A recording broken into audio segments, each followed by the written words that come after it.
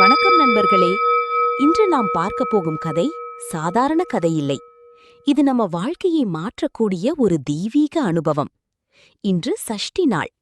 முருகப்பெருமானின் அருள் மிக அதிகமாக கிடைக்கும் நாள். இந்த கதையை முழுவதும் கேட்டால் உங்கள் வாழ்க்கையில் இருக்கும் கஷ்டங்கள் மெதுவாக நீங்கும் என்று நம்பப்படுகிறது.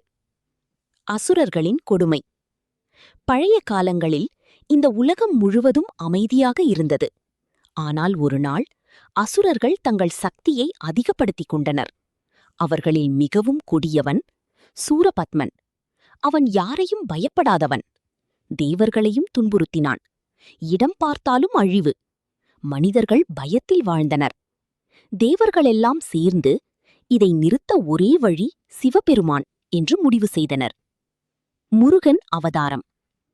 அப்போது பரமசிவன் தனது 3வது கண் திறந்தார்.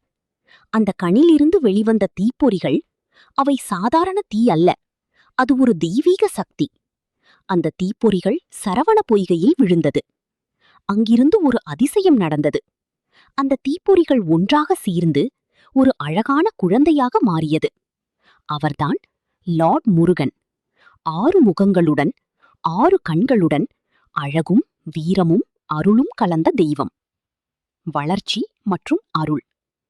முருகன் குழந்தையாக இருந்தாலும் அவரின் சக்தி அளவிட முடியாதது.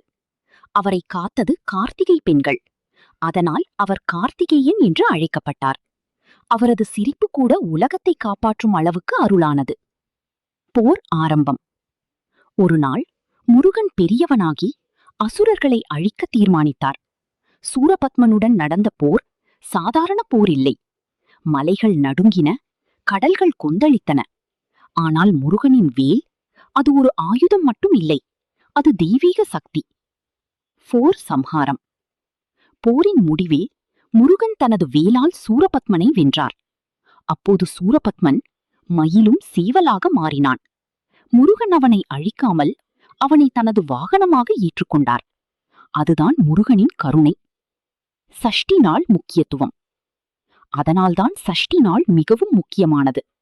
இந்த நாளில் விரதம் இருந்து முருகனை நினைத்தால் உங்கள் கஷ்டங்கள் நீங்கும், மன அமைதி கிடைக்கும், வாழ்க்கையில் முன்னேற்றம் வரும். எண்டிங்.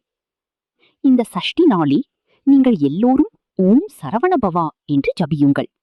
முருகன் உங்களை காப்பாற்றுவார், உங்கள் வாழ்க்கையை உயர்த்துவார். நன்றி.